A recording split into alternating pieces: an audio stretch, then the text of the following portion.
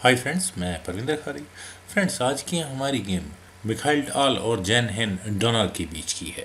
और फ्रेंड्स, ये game विकिंजी Netherlands में खेली गई थी 1968 में। और इस गेम के बारे में मुझसे वीडियो बनाने के लिए विप्लव सिन्हा भाई ने कहा था। और जैसा कि उन्होंने इस गेम के बारे में लिखा था, अ वेरी इंटरेस्टिंग मैच। और रियली में ये काफ़ी इंटरेस्टिंग मैच है। तो आइए फ्रेंड्स, सीधा इस गेम पर चलते हैं। यहाँ गेम की शुरुआत की मिखाइल टाल ने E4 के साथ, तो जैन हेन ने किया E6, French defence, then D4 D5, knight C3, bishop B4, knight को यहाँ पिन किया तो E5, then C5 A3, bishop पर अटैक। और अब ब्लैक यहाँ क्या करेगा? ब्लैक ने यहाँ किया बिशप टेक C3 चेक, तो B take C3, then queen C7, knight F3 B6, then A4, bishop A6 offering bishop exchange. तो वाइट को यहाँ ये फोर्सफुल बिशप एक्सचेंज करना ही पड़ेगा। Bishop takes A6, then knight takes A6, queen E2, knight पर attack. और इस तरह के मूव मुझे कुछ ज़्यादा अच्छे नहीं लगते।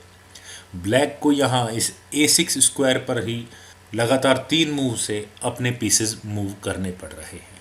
यहाँ ब्लैक को करना पड़ा नाइट B8, तो A5, then B takes A5। और फ्रेंड्स, यहाँ ये मिखाइल टाल का A5 मूव भी मुझे कुछ खास समझ में नहीं आया।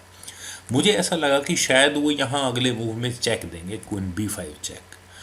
तो इसका डिफेंस नाइट D7 होगा, लेकिन इसके बाद क्वीन टेक्स A5। और इस तरह यहाँ मटेरियल एक्सचेंज बिल्कुल इक्वल रहेगा। क्वीन टेक्स A5, रूक takes A5, then night E7। और यहाँ ये गेम बिल्कुल इक्वल वे में आगे चलती रहती। लेकिन यहाँ मिखाइल टाल ने अपने इस A5 पॉन को टेम्परेली सेक्रीफाइस कर दिया था। उन्होंने यहाँ किया बिशप A3 और इस C5 पॉन पर अटैक बनाया, तो knight D7, then D takes C5, knight E7।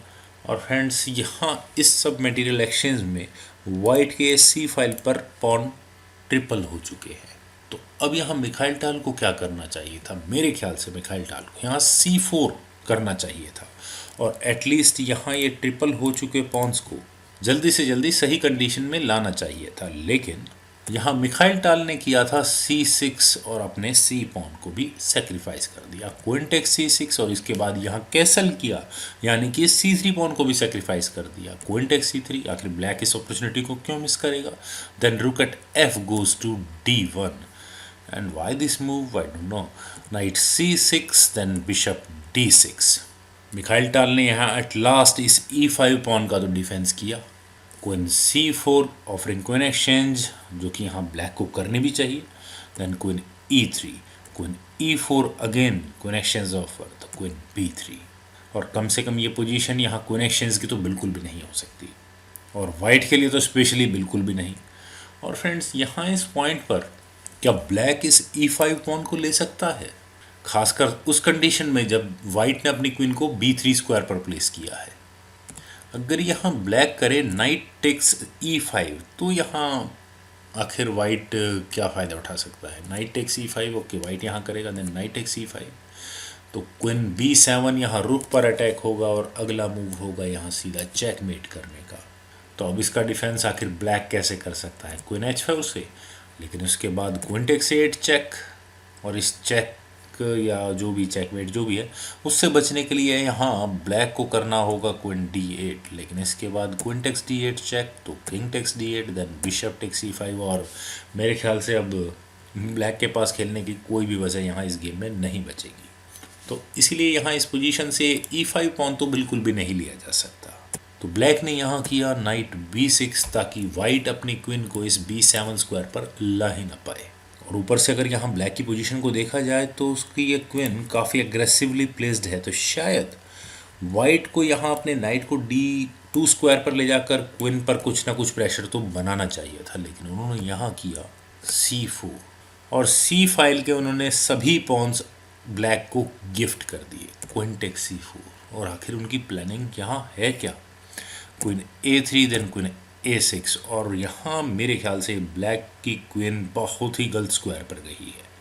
रुक at A goes to C1, knight पर अटैक, तो rook C8, knight D2, then F6, E takes F6, G takes F6, then queen F3।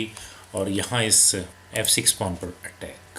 तो black यहाँ क्या कर सकता था? मेरे ख्याल से ब्लैक को यहाँ करना चाहिए था नाइट D7, और अगर यहाँ से ये गेम आगे बढ़ती तो वाइट ज़्यादा से ज़्यादा एक चेक और दे सकता था, क्वीन H5 चेक, तो किंग D8, और गेम यहाँ बिल्कुल इक्वल चलती।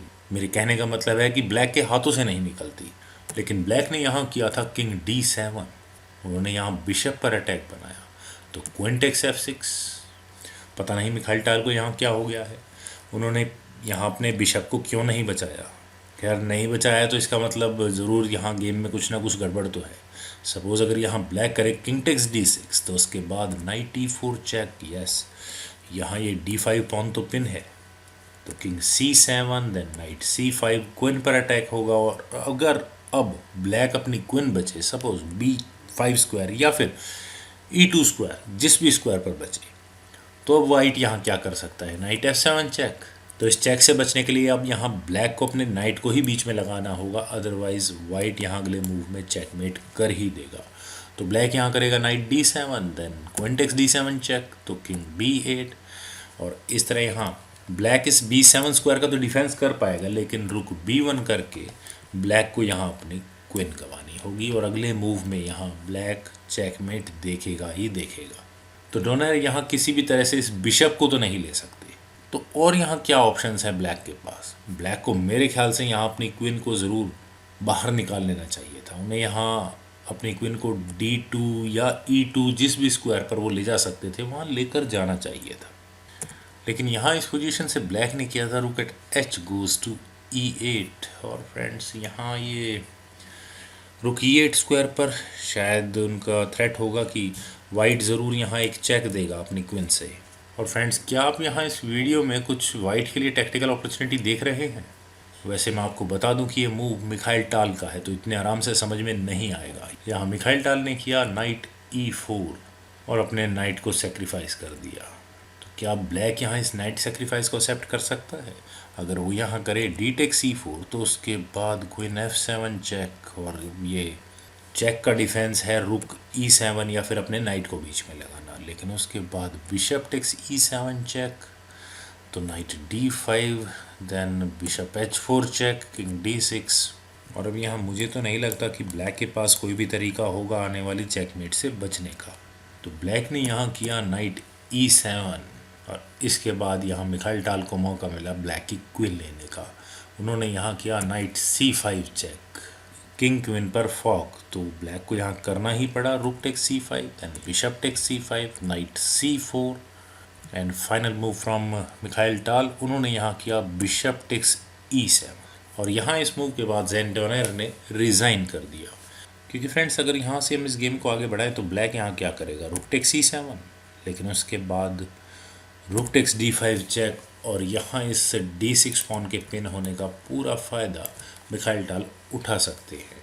अगर वो यहाँ करेंगे E टेक्स D5, तो उसके बाद simple queen takes A6 check, और अब इस गेम में शायद ब्लैक के लिए कुछ भी नहीं बचेगा।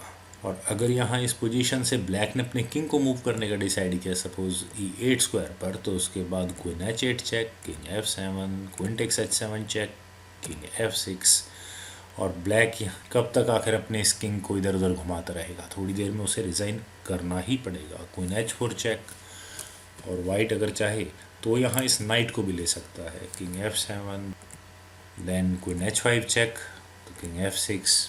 वेल, चाहे ब्लैक यहाँ कुछ भी करे, वो यहाँ इस गेम को कंटिन्यू नहीं रख पाएगा। तो इसी कारण से यहाँ इस पोजीशन से ब्लैक ने रिज़ाइन कर दिया था। फ्रेंड्स, ये गेम तो वाकई में काफ़ी इंटरेस्टिंग थी। और फ्रेंड्स, मैं यहाँ इस वीडियो को एंड करने से पहले विप्लव सिन्हा भाई का ज़रूर एक बार फिर दोबारा से धन्यवाद देना चाहूँगा, जिन्होंने इतनी इंटरेस्टिंग गेम के बारे में हम सभी लोगों को बताया।